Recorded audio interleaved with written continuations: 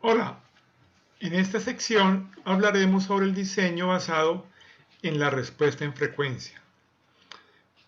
Para eso, eh, y como su nombre lo indica, el método debe contener un análisis de la respuesta en frecuencia del sistema que se quiere analizar, ¿sí?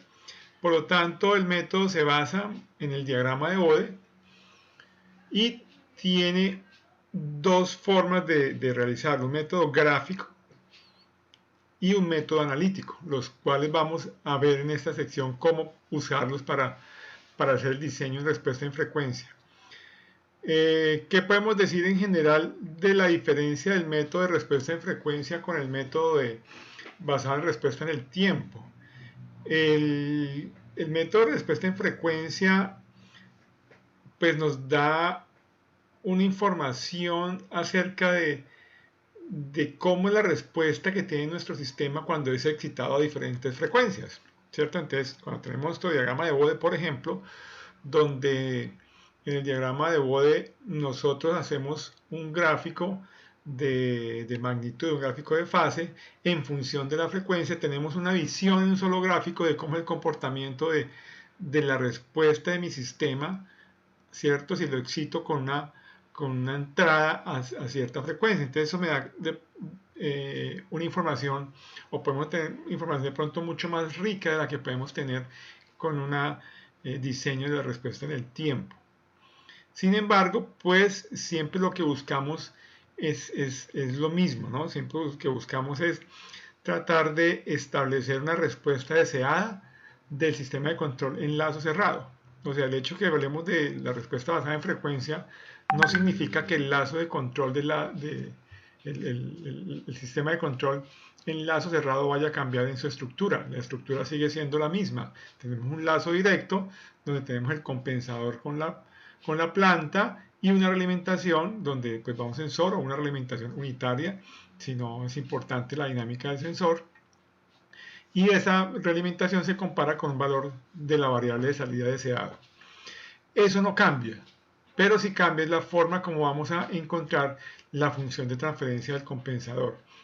Ahora, ya sea en tiempo continuo o tiempo discreto, pues la estrategia es muy similar. Sin embargo, para el tiempo discreto hay que hacer una pequeña adecuación. ¿Por qué hay que hacer un pequeño ajuste, digámoslo así, a la función de transferencia que tenemos en tiempo continuo y la discretizamos? Como ustedes saben, la relación entre Z y S está dada por Z igual a E a la TS, ¿cierto? Donde S y Z pues, son las variables respectivas en el dominio del tiempo continuo y tiempo discreto. Por lo tanto, si yo quiero relacionar la frecuencia omega con la variable Z de la variable discretizada, tenemos una relación que es Z igual a E a la JS, que es convertida a J omega, ¿cierto? A la T J omega. Por lo tanto, tendríamos que nuestro diagrama de Bode, ¿sí? Si lo hacemos, tendría una relación exponencial de la magnitud, ¿cierto? Del diagrama de Bode y la fase, ¿sí? En función de la frecuencia. Algo que, por ejemplo, en el método gráfico, pues es bastante crítico, puesto que el método gráfico depende mucho de la forma de la respuesta en frecuencia y algunos parámetros importantes de calcular. Entonces, en ese caso, cuando vamos a trabajar el diseño basado en la respuesta en frecuencia, debemos hacer una adecuación, es una transformación bilineal que nos va a llevar nuestro sistema del plano Z a un plano que se va a llamar el plano W. Entonces, esa nueva transformación, ¿cómo funciona? Entonces, aquí vemos en esta imagen, que inicialmente tenemos nuestro plano S, ¿cierto? Donde la función de transferencia en tiempo continuo es definida. Tenemos un rango de menos infinito a infinito, el rango de frecuencias que podemos describir el comportamiento de ese sistema. Pero cuando lo convertimos al plano Z, ¿cierto? A través de esta relación Z igual a la TS, pues lo que cuando hacemos es un sistema muestreado, pues confinamos la respuesta en frecuencia de mi sistema o la limitamos solamente del rango de menos J omega S medios a omega S medios. Sí, entonces ya la información del plano S se limita a este rango de frecuencias y eso es lo que finalmente nosotros hacemos la discretización. no significa que sea malo. O sea, el hecho de tomar estos dos límites pues está relacionado mucho con el ancho de banda, y que realmente puede ser que de aquí en adelante la frecuencia es mucho más alta. Realmente no hay información muy importante para el sistema en cuanto a su respuesta, ¿cierto?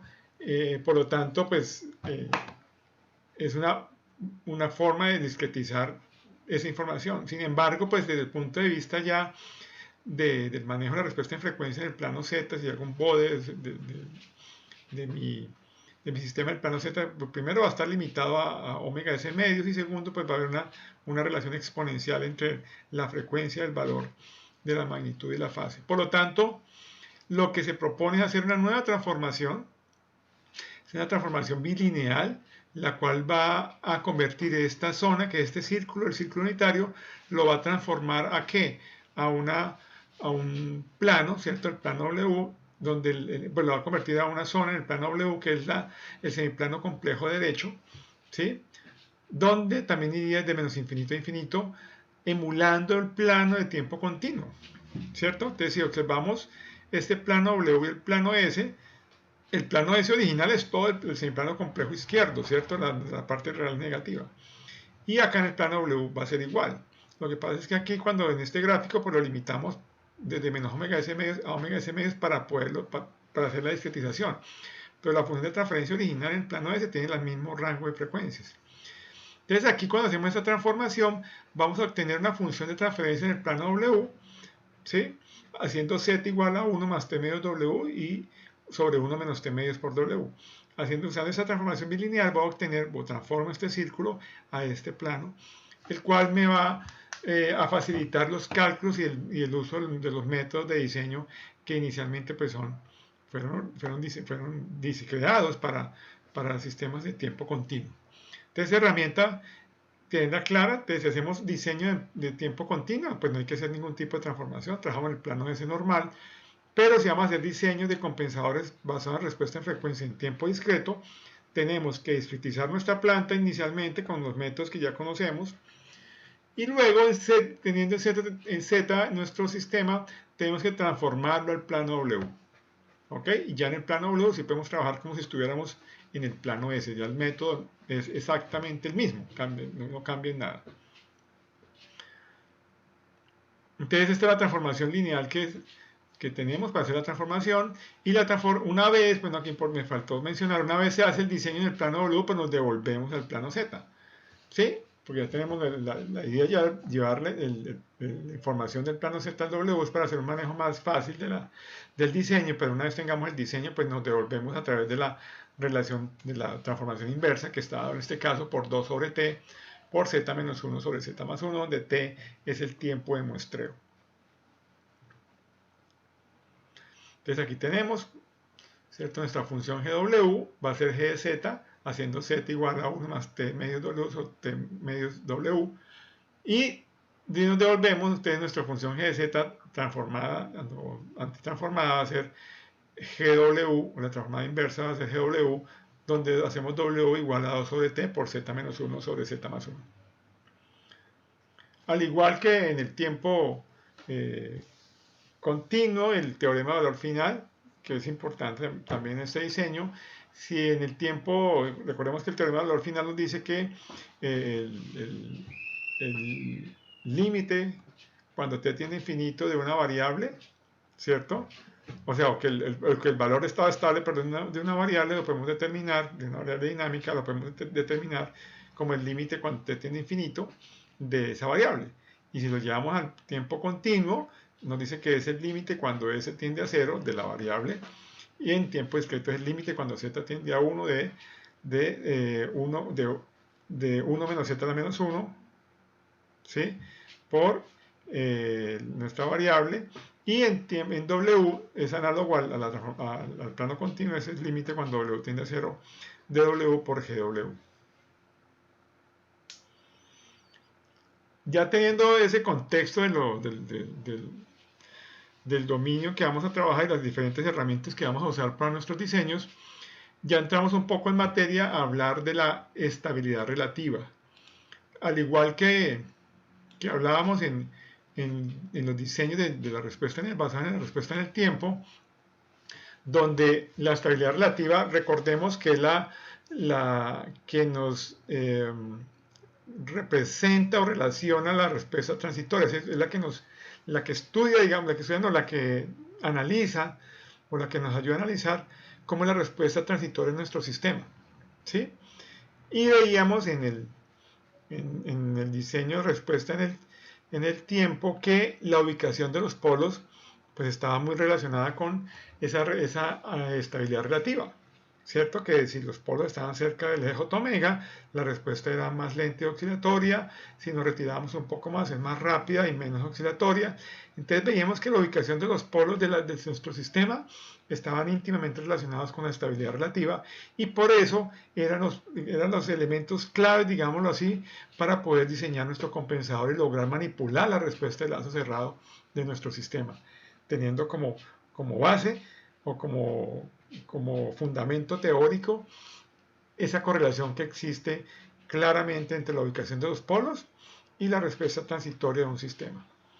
Entonces acá, cuando hablamos de respuesta en frecuencia, pues no tenemos esa referencia de los polos, ¿no? Porque aquí ya vemos, es un gráfico que nos muestra la respuesta, es un gráfico de Bode, nos mostrará la respuesta en frecuencia de la magnitud y la respuesta en frecuencia de la fase del sistema, ¿cierto? O la fase en función de la frecuencia igual la magnitud en función de la frecuencia del sistema. O un gráfico polar que nos representa lo mismo en un solo gráfico.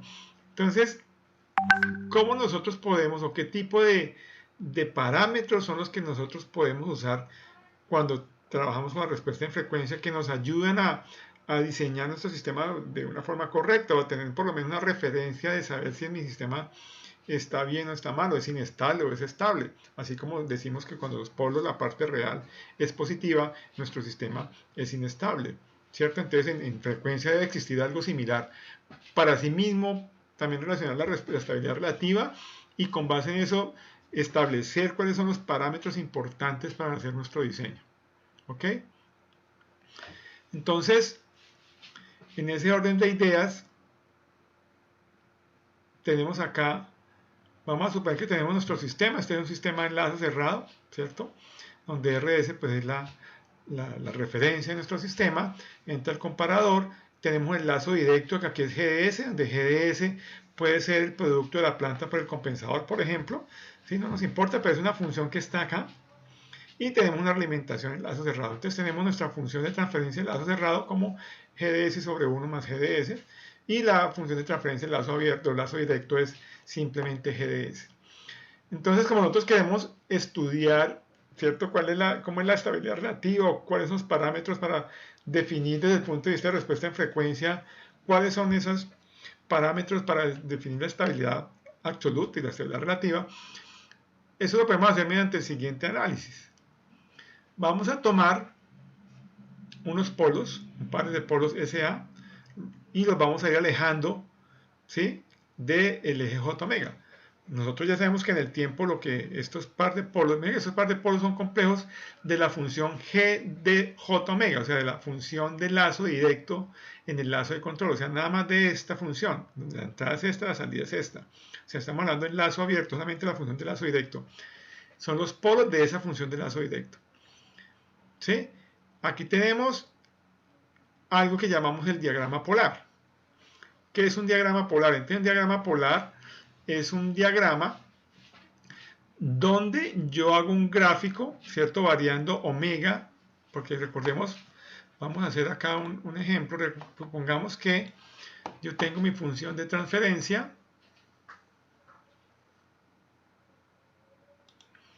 ¿sí?, GJ omega, que sea, por decir algo, 1, ¿cierto?, sobre S más 1. ¿Sí? Esa es mi función, esa es mi función de transferencia.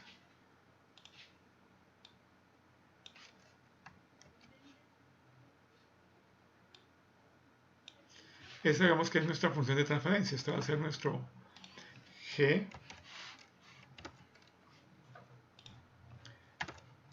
nuestro GDS.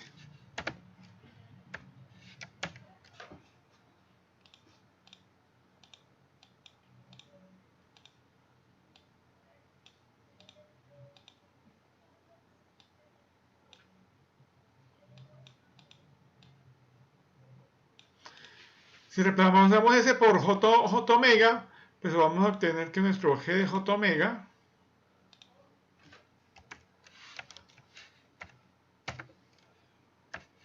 ¿sí? Pues va a ser igual a 1. Vamos a tener esto mismo acá.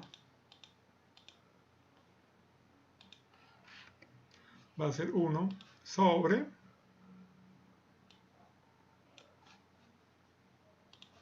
en vez de S, pues ya tenemos J omega más 1. ¿Sí? Entonces, como tal, si yo varío omega de 0 a infinito, ¿cierto? Que voy a empezar a tener, por ejemplo, cuando omega sea igual a 0, ¿qué tenemos? Que G de J0 es igual a 1. O sea que acá tendremos, por decir algo, un punto en esta parte, ¿cierto? Igual a 1. Será nuestro punto ahí. Cuando omega valga 2, ya tendremos entonces 1 sobre J2 más 1, entonces aquí tendremos un número polar que tendrá magnitud y fase. ¿Sí? Entonces, no sé, pongamos que ese punto, ahora ese punto es, tiene la fase, había que sacar la fase aquí negativa, entonces que sea un punto por acá. Entonces por acá, digamos este punto da por acá.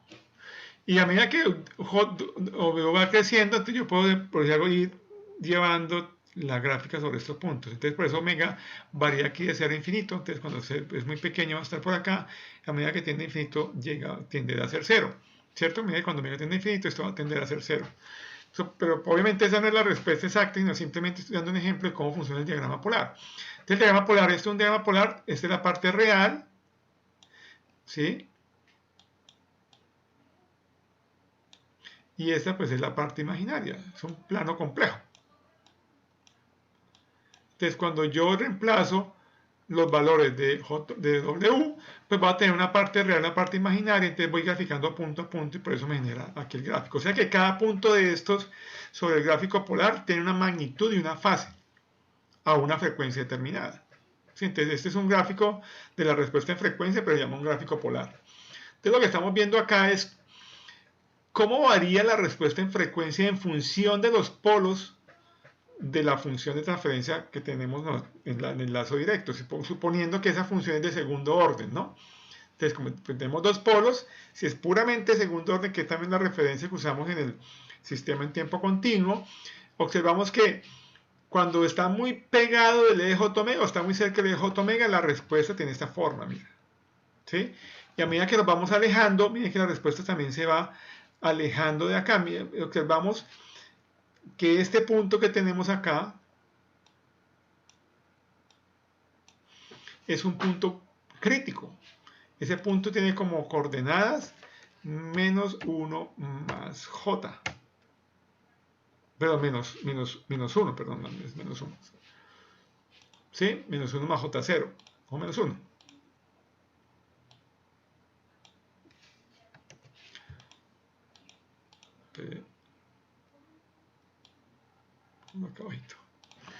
Entonces ese punto menos 1, si observamos, ahora si yo me paso, si yo pusiera un par de polos en el plano complejo derecho, tengo un par de polos acá, ¿sí? ¿Qué pasa con la respuesta? La respuesta que voy a obtener es esto, algo así. Entonces empezamos a observar que este punto menos 1 es un punto muy importante, es un punto crítico. ¿Sí?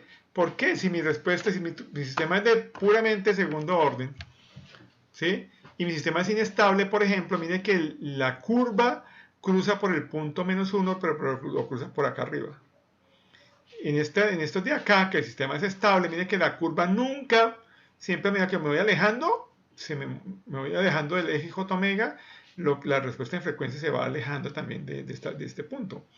Y a medida que me estoy acercando, él se va acercando más. Es más, si pongo un par de polos ubicados acá sobre el eje J omega,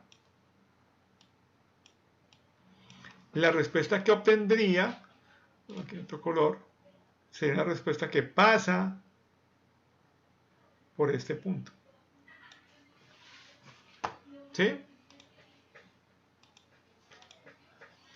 O sea que ese punto menos 1 es una clave para hacer el análisis de respuesta. Primero, ya tenemos digámoslo así, un punto en el diagrama polar, en la respuesta en frecuencia. Bueno, me olvidé decir que este círculo de acá es un círculo de radio 1. Sí, porque mira que pasa por el punto -1 y aquí el otro lado es 1. Entonces, ese punto -1 es un punto muy importante en el análisis de respuesta en frecuencia. Entonces ya sabemos, si yo tengo un sistema de segundo orden y hago la respuesta en lazo abierto o el diagrama de Bode de ese sistema en lazo abierto, que sería la función GDS, que en nuestro lazo cerrado de control podría representar el producto de la planta por el compensador, ¿sí? Si esta pasa por encima, el sistema es inestable. Si pasa por debajo, yo sé que mi sistema es estable.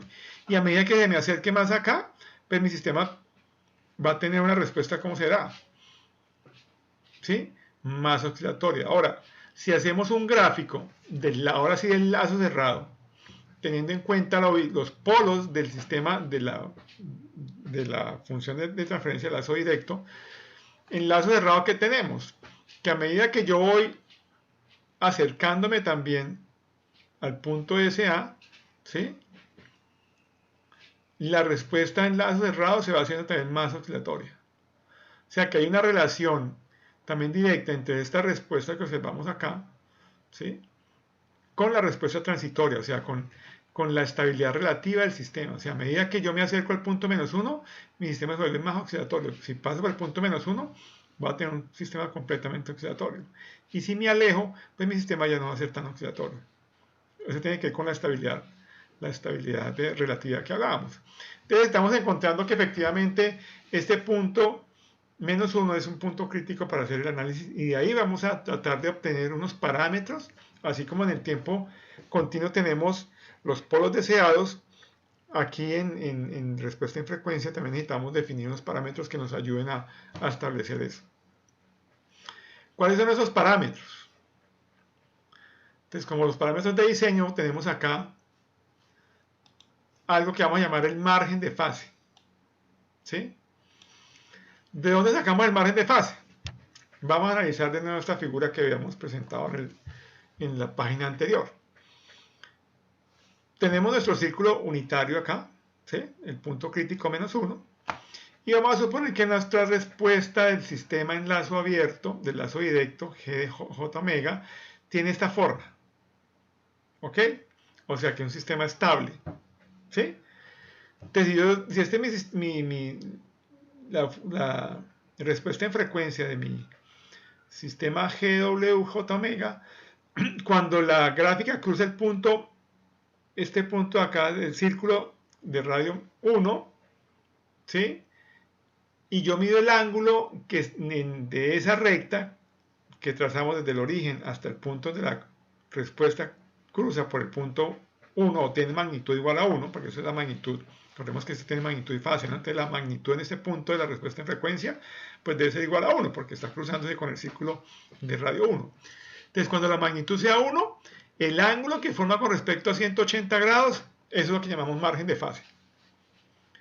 ¿Sí? Entonces, mire, ¿qué pasa con el margen de fase? Si el margen de fase es positivo, porque será la fase de la respuesta en frecuencia menos 180, cuando la fase es igual, cuando la magnitud es igual a 1. Si este ángulo es positivo, tomándolo de esa manera, como la fase del G de J omega, ¿sí? Menos 180 grados, cuando la magnitud del G de J omega es igual a 1, si eso es positivo, nuestro sistema es estable. O sea, si alfa es mayor que 0, el sistema es estable. Si el margen de fase es mayor que 0, es estable. Si por el contrario tenemos este otro caso, que dijimos que cuando ocurre esto el sistema es inestable, ¿qué pasa si hacemos el mismo cálculo de este gamma, de ese margen de fase? El margen de fase es la fase de la planta menos 180. Entonces miren que la fase de la planta es menor a 180, por lo tanto esa diferencia va a ser negativa. O sea que si el margen de fase es menor que 0, nuestro sistema es inestable. ¿Sí? Entonces miren que ya estamos definiendo un parámetro, ya no son los polos del sistema en lazo cerrado, estamos hablando de el margen de fase de, en este caso G de J omega, o el producto de la planta por el compensador, porque eso es lo que viene a representar esa función de transferencia en nuestro sistema de control de lazo cerrado. Y adicionalmente, depende de cómo sea gamma, ¿cierto? Uno puede también establecer, sabemos que si está muy cerquita aquí del punto -1, o sea, para un gamma muy pequeño, el sistema se vuelve más oscilatorio. Y para un gamma más grande, el sistema es más oscilatorio. ¿Ok? Entonces mire que ese gamma nosotros lo podemos relacionar, como vamos a ver ahora más adelante, lo podemos relacionar con el coeficiente de amortiguamiento. Porque mire que tienen la misma, pues son muy similares, ¿no? En el coeficiente de amortiguamiento zeta, veíamos en la respuesta en el tiempo, que si el zeta era muy pequeño cuando se aproximaba a 0, el sistema también es muy oscilatorio, y cuando se aproxima a 1 es muy amortiguado. Aquí pasa algo similar, si gamma en grados está aproximadamente igual a 0, el sistema es muy oscilatorio, ¿sí? Y si gamma está muy grande, ya por cerca de 90, mayor de 70, 80 grados, el sistema se vuelve bastante amortiguado. Entonces ahí tenemos una relación entre esas dos variables, que de hecho numéricamente también existe, y es que uno puede tomar al gamma como 100 veces zeta, o lo puede aproximar a gamma como 100 veces zeta. Ahorita vamos a ver las ecuaciones. Entonces ya tenemos bastante interesante ese primer parámetro de diseño. Otro es el margen de ganancia, ¿sí? Bueno, entonces, ¿cuál es? Volviendo acá, volviéndonos un poco acá, entonces, ¿cómo queda planteada la ecuación del margen de fase? Entonces, mira que es la fase de la planta, de la función de transferencia, haciendo eso igual a j omega, cuando la magnitud de la respuesta en frecuencia es igual a 1 menos 180 grados. Esa es la forma de calcular el margen de fase. Para no complicarnos de pronto mucho saber si es positivo o negativo, porque pues, vamos a ver más adelante que en los diagramas de Bode, que pues no es muy claro el cuadrante donde uno está trabajando. Si el cuadrante de la fase de la planta, cuando la magnitud es igual a 1, está en el tercer cuadrante, mi margen de fase es positivo. O si la fase cuando la magnitud es igual a 1 es menor, o está en el segundo cuadrante, mi fase es negativa. Así de sencillo. ¿Sí? Porque ves con el diagrama de Bode, como vamos a ver más adelante, se puede uno confundir un poco. El otro parámetro es el margen de ganancia. ¿Qué es el margen de ganancia? Entonces, volviendo a la gráfica anterior, pero ya nos vamos a enfocar en el momento en que la curva cruza el círculo unitario. Si no, vamos a enfocarnos cuando la curva cruza por 180 grados. ¿Sí? Desde esa distancia que existe entre el origen y el punto donde la curva o la respuesta en frecuencia cruza por 180 grados, o cuando es igual a 180 grados en fase, esa magnitud la vamos a llamar, o esta distancia la vamos a llamar 1 sobre kg. ¿Sí? O sea que si kg es mayor a 1, ¿cierto? El sistema es estable. ¿Por qué? Porque pues 1 sobre kg me va a dar menor que 1. El caso inestable, recordemos, es cuando la curva cruza por encima del punto menos 1, que es esta que tenemos acá. En ese caso, para que esto ocurra, kg debe ser menor a 1. Entonces, miren que el sistema es inestable. Entonces, cuando kg sea mayor a 1, el sistema es inestable. Y cuando kg sea menor a 1, el sistema es inestable. ¿Ok? Entonces ya tenemos otro parámetro. Son dos parámetros, pero si observamos, pues estamos trabajando sobre las mismas curvas. Realmente los dos parámetros, el gamma y el kg, están muy relacionados. Lo que normalmente uno trabaja es con un solo parámetro, que es el margen de fase, el que trata de establecer el margen de fase. Y pues normalmente el margen de ganancia también se nos da. ¿Sí? A veces uno puede tratar de poner algunas condiciones, pero no son tan restrictivas como el margen de fase. Entonces el diseño va más en hacer cumplir el margen de fase. Obviamente el margen de ganancia también puede cambiar. Recordemos que estas curvas son curvas ideales de sistemas de segundo orden, pero como ustedes saben, en un lazo de control podemos tener sistemas de un orden mucho mayor. O sea que estas curvas no van a ser siempre como las vemos acá. Pueden tener distorsiones, pueden cortar muchas veces, de hecho, el círculo de radio 1, por ejemplo. Entonces ahí cómo analizaría uno esas respuestas, pero eso lo veremos más adelante, hasta qué punto nosotros podemos trabajar con esos tipos de plantas. Bueno, hemos hablado antes, acá todo estos análisis los hemos visto desde el plano complejo, ¿cierto? Con estos diagramas se llaman diagramas polares. Pero hemos hablado mucho del diagrama de Bode. ¿Sí? Para aquellos que no se acuerdan, un diagrama de Bode, pero el diagrama de Bode fue una, digámoslo así, fue una invención de un señor que se llamaba era de apellido Bode y trabajaba en la empresa de Telecom en Estados Unidos, y él estaba desarrollando muchos sistemas basados en respuesta en frecuencia, y eso fue como en los 60s, él, pues en vista de que pues, se trabajaba mucho con los diagramas polares, pero pues acá el diagrama polar tiene mucha información, digámoslo así, tiene cada puntito de estos sobre el gráfico de la curva de la respuesta, pues tiene información de magnitud y fase.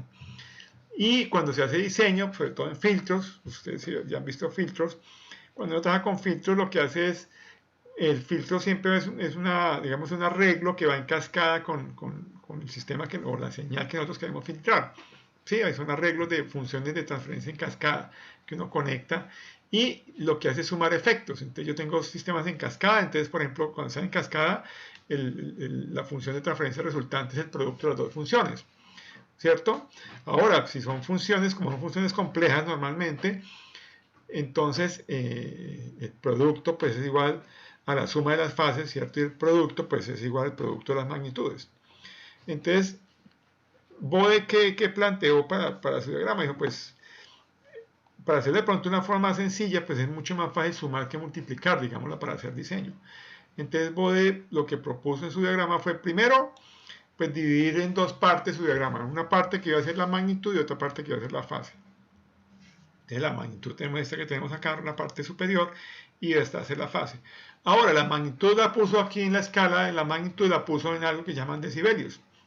Y esos decibelios básicamente es 20 logaritmos de la ganancia. Entonces, ¿por qué lo decidió colocarlo como decibelios en función de una función logarítmica? ¿Por qué tan raro? Pues resulta que cuando yo tengo el logaritmo, ¿cierto? Yo tengo el logaritmo de una función, por ejemplo, el logaritmo de dos números de A por B, ¿sí? ¿Esto que es igual? Al logaritmo de A más el logaritmo de B. Esta propiedad lo hizo Bode pensar, pues yo tengo sistemas en cascada y tengo la magnitud, ¿cierto? En vez de colocar un gráfico que multiplique los dos, como resultado yo puedo sumar los efectos de cada uno si tengo una escala logarítmica en vez de una escala lineal normal. Entonces por eso se usa esta escala como una escala logarítmica, para facilitar los diseños, porque yo puedo tener el diseño, esta es la magnitud de la función A y esta es la magnitud de la función B. Entonces aquí en la gráfica yo puedo simplemente sumar las gráficas, sumando pendientes, y obtener el resultado de combinación, varios tipos de diseños, de filtros, por ejemplo, una señal con un filtro en cascada, y ver qué pasa con la función de transferencia cuando yo hago todos esos análisis. ¿Sí? Y para la fase, pues no hizo nada, lo colocó en una escala lineal normal. ¿Por qué? Pues porque cuando yo tengo funciones de transferencia, hago el producto, las fases se suman. Entonces miren que ahí no hay necesidad de hacer ningún arreglo especial. Entonces por eso el diagrama de Bode tiene esa forma, ¿sí? Que nos facilita pues en cuanto al diseño lo que queremos hacer, porque nosotros tenemos una planta, recordemos que o lo que vamos a hacer es un diseño basado en la función de transferencia del lazo directo, del lazo cerrado de control, donde el lazo directo es el producto de la planta por el compensador nomás. Pero son dos, es un producto de ellos dos. ¿Sí? Nosotros normalmente tenemos el modelo de la planta y necesitamos definir cómo es nuestro compensador. Entonces ya tenemos uno, necesitamos sumarle otro, de tal forma que de la suma de los dos obtengamos un diagrama de Bode que cumpla con las condiciones de fase y de magnitud. Entonces acá es donde vamos a ver, bueno, yo ya sé, vimos acá anteriormente cómo, aquí guardo esto, cómo en un diagrama polar podía representar el margen de fase y el margen de ganancia. Pero ¿cómo vemos eso en el Bode? Entonces, para ver en el Bode voy a devolverme un poquitín para eliminar las definiciones de qué es el margen de fase. Entonces, el margen de fase dijimos que era la fase de la planta cuando la magnitud es igual a 1 menos 180 grados. Entonces, ¿qué puedo hacer? Entonces, si hago un diagrama de Bode, vamos a ver que es el diagrama de Bode de mi sistema GW, entonces me vengo y busco en el diagrama de magnitud cuando la magnitud es igual a 1. ¿Sí? Como estamos hablando en decibelios, este es un logaritmo, este es 20 logaritmos de la ganancia, pues el logaritmo de 1 es 0. Entonces, ese punto va a ser cuando cruce ¿cierto? El eje de 0, el valor de 0 de Bs. En ese punto es cuando la magnitud es igual a 1. O sea, ese punto es cuando, si vamos al gráfico polar, es cuando la respuesta en frecuencia pasa por el círculo de radio 1. Y nos dice que en ese punto midamos la fase y se la restemos a 180 grados. Entonces, en este punto vengo acá, leo la fase, esta es la fase de mi sistema, y hago le resto 180 grados.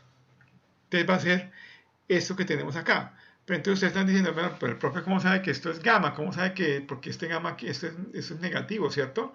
Si observamos acá lo que yo les decía, ¿qué fase es esta? Esta fase es un valor está entre menos 90 y menos 180. ¿Ese qué cuadrante es? Cuadrante 3. Por lo tanto, yo sé que el gamma en ese caso es positivo. Y es la diferencia que hay entre 180 y este valor. ¿Sí?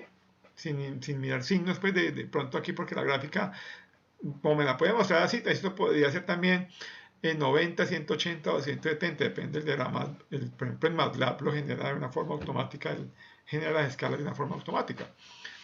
Entonces, en este caso, cuando cruza por 0 dB, tomo la medida de la fase y le resto 180 grados. Si estoy en tercer cuadrante, ese gamma me da positivo. Si estoy en segundo cuadrante, me da negativo. ¿Sí? En este caso, mi sistema es un sistema estable.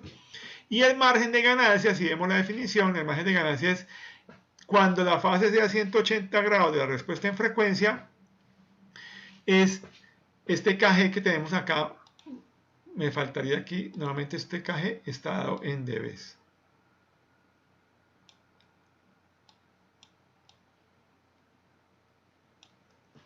¿Sí? Entonces, bueno, me quedó muy bonito. ¿Por qué en dBs? Pues porque este es un gráfico en dBs. ¿Cómo yo sé que ese es el valor que tenemos acá? Pues la demostración es bastante sencilla. Yo tengo que la distancia, ¿cierto? Vemos que la distancia del origen, que es 0, con respecto a la magnitud, es lo que llamábamos 1 sobre, cambiamos el color a esto,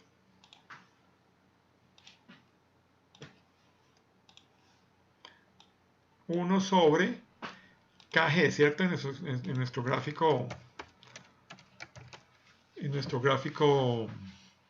polar, ¿sí? Esa es la distancia. Ahora, si yo le saco logaritmo a esto, ¿qué tenemos? Si yo saco logaritmo, tenemos entonces acá 20, ¿sí? En dB 20 logaritmo de 1 sobre KG. Esto, como es un producto, entonces voy a decir que esto es 20 por el logaritmo de 1 menos el logaritmo de KG. ¿Cierto? El logaritmo de 1 es 0, por lo tanto esto me dará que esto es menos 20 por el logaritmo de KG. Y eso es lo que yo llamo KG en dBs. ¿Sí? Entonces mire que si KG, decíamos, si KG es mayor a 1, el sistema es estable. Si KG es mayor a 1, ¿sí? ¿Cómo será el logaritmo de un número mayor a 1? Es positivo. Por lo tanto, este valor me va a dar negativo, que es lo que tenemos acá. Mira. Un KG de esta distancia es una distancia negativa con respecto al origen. Ahora, si KG es mayor a 1, decíamos, perdón, si es menor a 1, decíamos, el sistema es inestable, ¿cierto? Ahora, si KG es negativo, perdón, menor a 1, el logaritmo de un número menor que 1 es negativo. Por lo tanto, este producto me dará positivo. O sea, que si el KG es positivo, significa que estará por acá. O sea, en este caso, ¿sí? En este caso, nuestro KG en dBs es negativo. Significa que el sistema es estable. O sea que en el margen de magnitud en dBs, si es menor a 0, el sistema es estable, ¿sí? Y si el KG en dBs es mayor a 0, el sistema es inestable, que es realmente como lo vamos a interpretar en estos gráficos, ¿sí?, de Bode.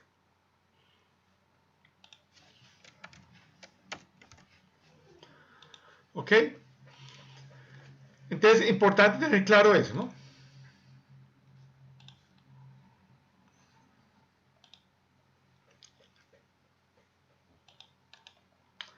Bueno, vamos a continuar.